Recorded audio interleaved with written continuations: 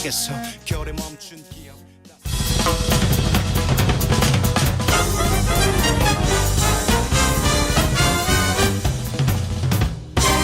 훅 인터뷰. 훅 인터뷰 이어갑니다. 강서구청장 민주당의 압승으로 끝났습니다. 국민의힘은 수습방안에 분주한데 민주당에서는 신중한 분위기입니다. 민주당인 게 이긴 것이 아니다. 윤석열이 진 것이다. 이렇게 얘기하고 있는데요. 더불어민주당 안민석 의원과 얘기 나눠보겠습니다. 의원님 안녕하세요. 네, 안민석 의원입니다. 네. 의원님은 평소에는 막 조금 그렇게 바빠 보이진 않아요. 스타일이 그냥 그렇다고요. 그런데 국감 때는요 엄청 열심히 일합니다. 이분 뭐 큰 청문회에 나오고 그러면요 실력을 발휘합니다. 국감 기간인데 자 의원님 무슨 뉴스 무슨 일 준비하고 계십니까? 국정감사 때요. 네. 그 국정감사는 야당의 시간이지 않습니까?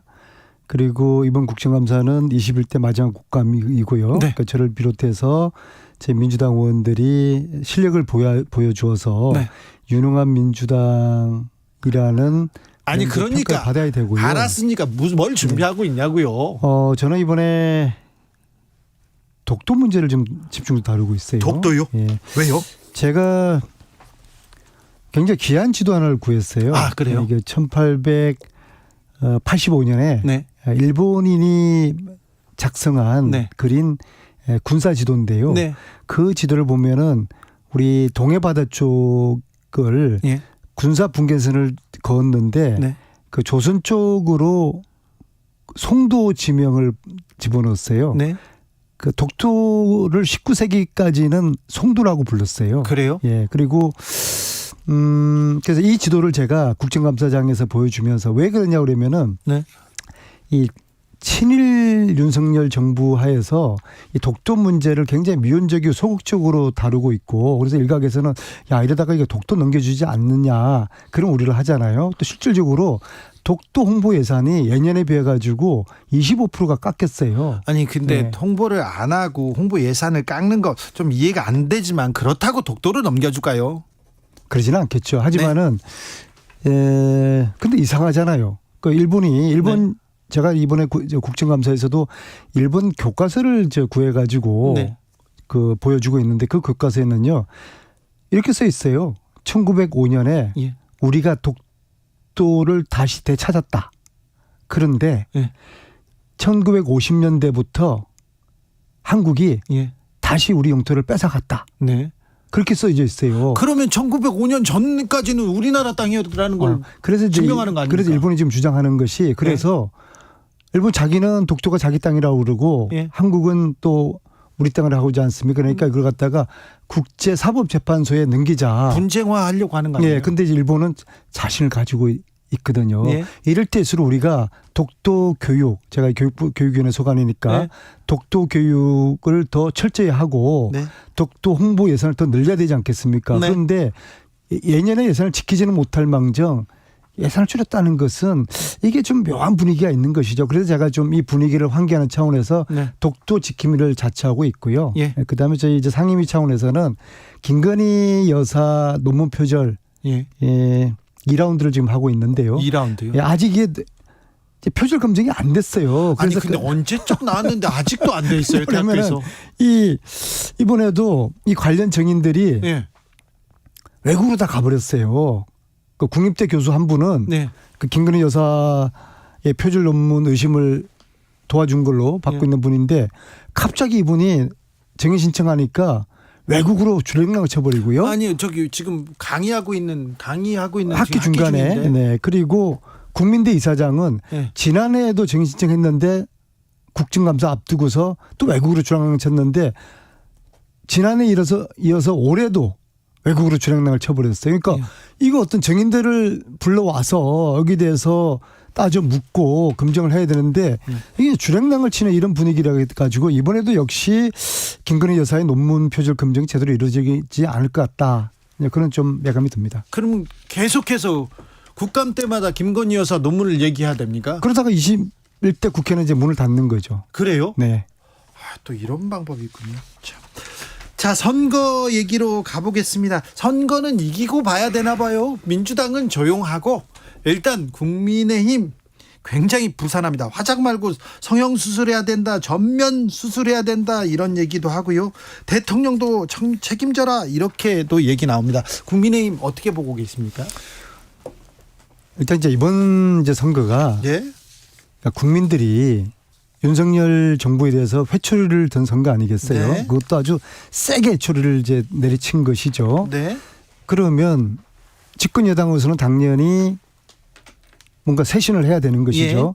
쇄신 전에 책임을 누군가 져야 될 거 아니겠습니까? 보통은 지도부가 지는 건데 네. 지금 김기현 대표 하는 걸로 보면은 용산에서 오다를 받은 것 같아요. 버텨라. 네, 네. 그래서 그 이야기는 뭐냐 그러면은 이 선거 결과에 대해서 네. 국민은 해초를 세게 쳤는데 네. 용산은 그다음에 국힘은 이 선거의 결과를 네. 축소하려는 것 같아요. 뭐 26개 지역구 중, 뭐 자치구 중에 뭐 서울의 구 중에 하나 아니야 이렇게 또 얘기하겠죠. 험지였다 또 얘기하더라고요. 국힘의 후보를 누가 내리꽂았습니까? 네. 다 알지 않습니까? 용산에서 내리꽂았다고 다 이렇게 보지 않습니까? 그냥 그러면 그렇게 이렇게 추정하죠. 그렇죠. 그런데 그러면 사실 이 책임은 네. 용산에 일단 있는 것이죠. 그런데 오늘 이제 용산에서 나온 오후에 대통령의 메시지는 네. 선거 패배를 교훈으로 삼아가지고 쇄신하도록 하라. 예. 주어가 없어요. 정작 책임은 용산인데 국힘이 알아서 쇄신해봐라. 네. 전형적인 유체 이탈 화법이죠. 그래서 이렇게 될 줄 예상하셨잖아요. 근데 어느 누구도 이준석 대표 빼고서 저는 네. 이준석 대표 전 대표 멍석 깔아주고 싶은데요. 네. 18% 차이를 예상을 유일하게 했지 않습니까? 네. 저희 당에서도 보통 15% 정도는 이기지 않겠느냐 했는데 설마 18%까지 그랬는데 크게 17.1%. 이겼죠. 그다음에 투표율이 50% 가까이 있지 않습니까? 네. 이것은 밀란이 일어난 수준이거든요. 그런데 용산은 국민의힘은 이 선거 결과를 애써 축소 내지는 폄하하려고 하는 것이죠. 그러면 이제 쇄신하지 않고 네. 그럼 어떻게 합니까? 변하지 김기현 않는 거죠. 대표는 그 자리에 머물고 그리고요. 비대위 그런 것도 없습니까? 비대로 가려고 그러면 김기현 대표는 물러나야 되는 것이죠. 네. 예, 그래서 당장에 그럴 것 같지 않고요. 네. 자중실화는 일어날 것입니다. 지금 얘기가 나오는데 그러면 국민의힘은 어떻게 갈 것으로 보입니까? 큰 변화가 있으면은 정신 차려서 비대위 체제로 가든 크다란 쇄신과 혁신이 일어나겠죠. 근데 지금처럼 선거 결과를 의미를 축소한다고 그러면은 그냥 이대로 가는 거겠죠. 이 그림이 누구한테 지어져 있습니까? 대통령한테 주어져 있어요. 그리고 그 그림을 잡은 대통령이 판을 주도한 그런 선거가 이번에 강서 선거였거든요. 네. 이 강서 선거는 예비 심판의 성격을 가지고 있어요. 근데 이 예비 심판의 성격은 심판에서 다음 총선엔 더 강해집니다. 그건 이제 본 심판이 되겠죠. 예. 근데 예비 선거 심판에서 이렇게 크게 졌는데도 정신 못 차리면은 계속 이 기조로 이제 가겠다는 것이거든요. 네.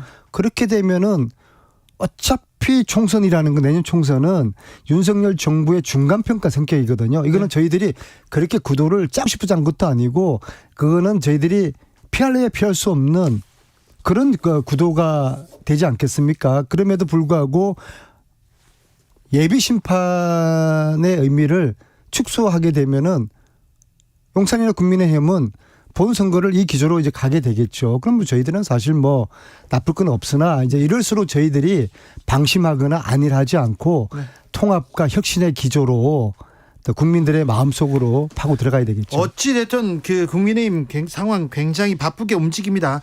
안철수 의원이 치고 나갑니다. 이준석 제명하라. 그리고 서명운동까지 나섰습니다. 안철수의 행보 그리고 이준석 전 대표의 행보는요? 안철수 의원이 별로 뭐 치고 나간다고 보지도 않고요. 그리고 그다지 국민들에게 관심도 이제 없다고 보는 게요.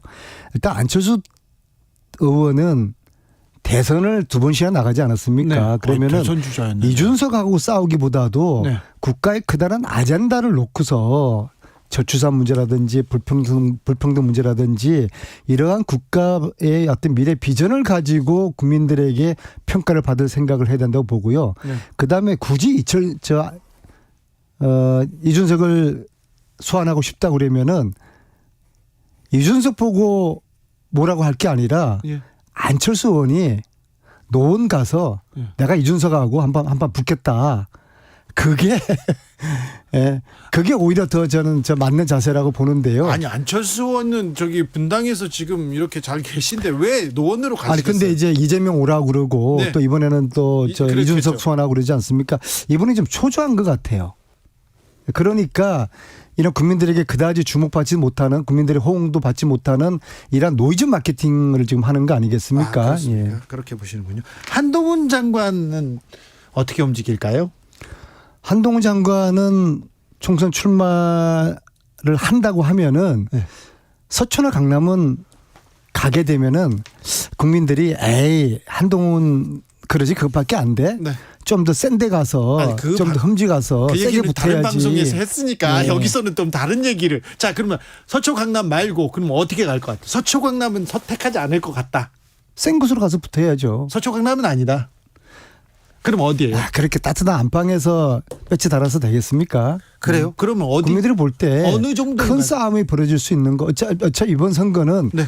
저희들이 볼 때는 윤석열 정권을 심판한 선거지 않습니까? 예. 그러면은 윤석열 정권을 호위하는 네. 윤석열의 아주 핵심 측근인 한동훈과 네. 또 윤석열 정권에 가장 맞서는 그런 상대가 있는 곳을 찾아서 가야 된다고 그러니까 봅니다. 어디 센 곳이요? 자, 국민의힘에서는 안민석, 정청래 보수의 공적인 이런 사람들한테 자객을 보내야 된다 이렇게 얘기하던데 지금 왜 어디 얘기를 못해요? 오산 아니, 말할까 말을 못해요? 아니 제 지역구 오산은 네. 지난 봄부터 네.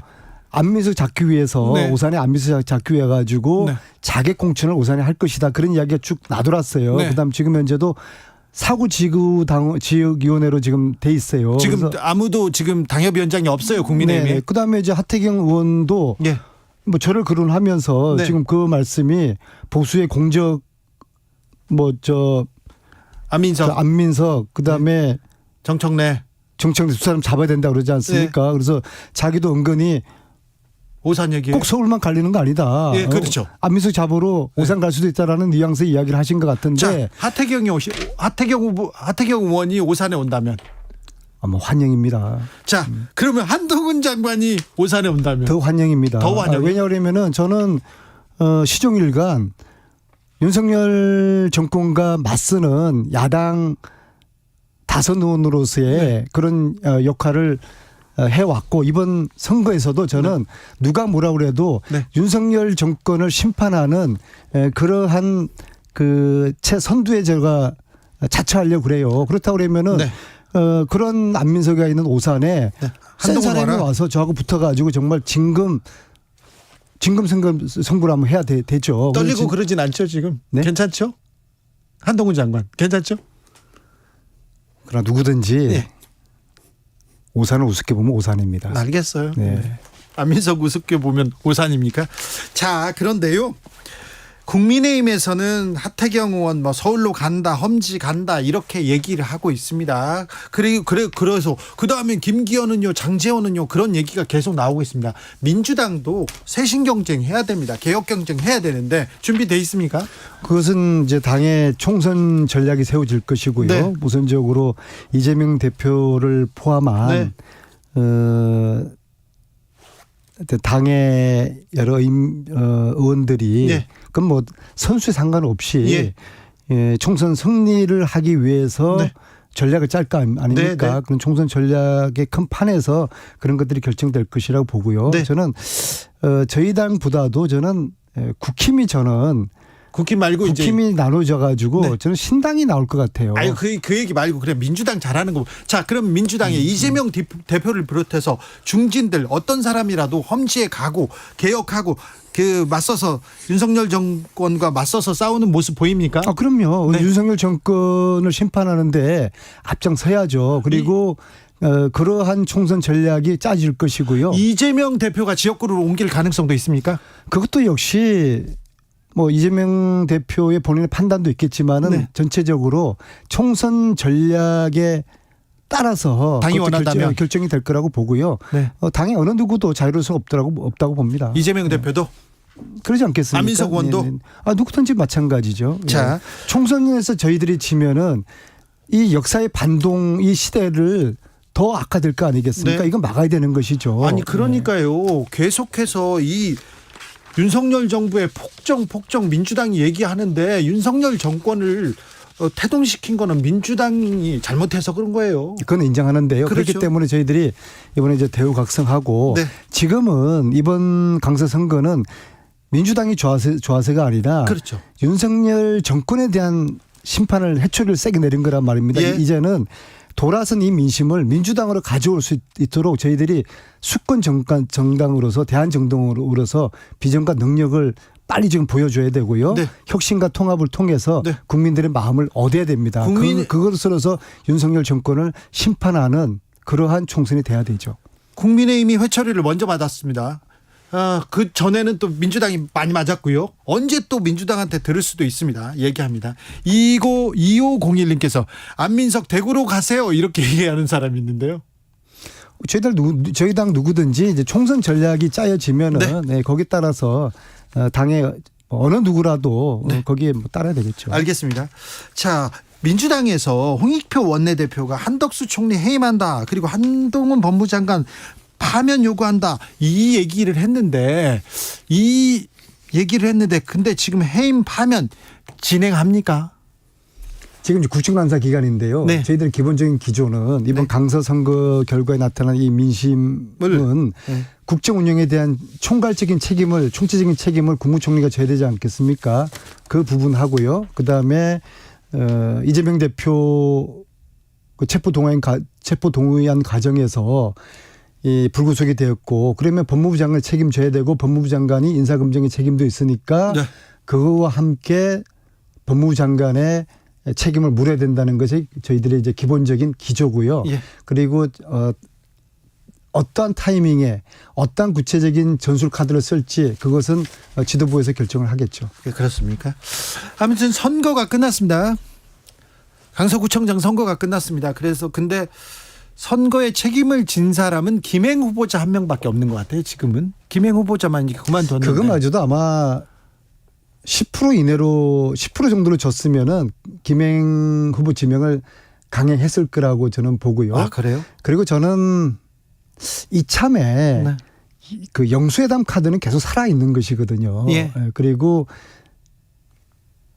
중요한 좀 계기를 잡았잖아요. 그래서 대통령이. 영수회담을 열어라. 예, 그렇게 해서 안 좀 열 거예요. 정치가 실종되었는데 좀 네. 물꼬를 좀 네. 터줬으면 좋겠어요. 그래서 대통령이 좀 통 크게 네. 그리고 이번에 선거 결과를 겸허히 받아들이시고 이재명 대표를 만나는 그러한 행보를 함으로써 이 꽉 막힌 전국의 물꼬를 터주기를 저는 진심으로 바랍니다. 바라는데 계속 안 만나겠다는데 왜 이렇게 만나라 영수회담 해라 그렇게 얘기하는 이유를 모르겠어요. 아니 정치가 실종되면은 네.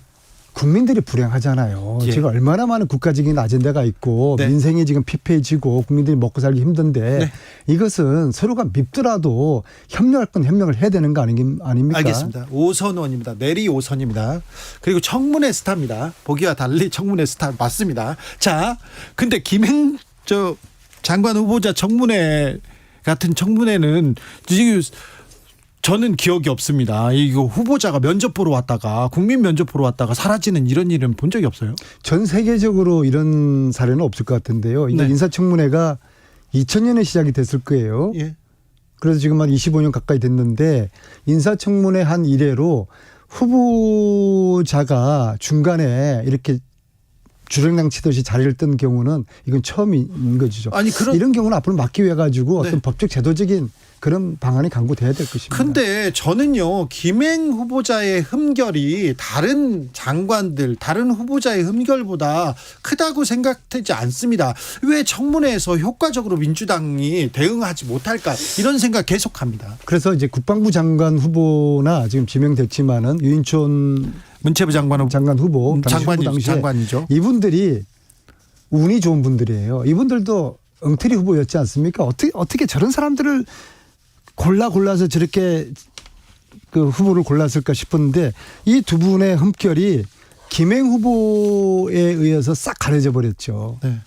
그래서 민주당이 효과적으로 막아야 되는데, 저 다른 쪽을 막아야 되는데 김행 후보한테 뚫린 측면도 있어요. 전략적으로. 도망가는 걸 어떻게 잡습니까? 그렇습니까?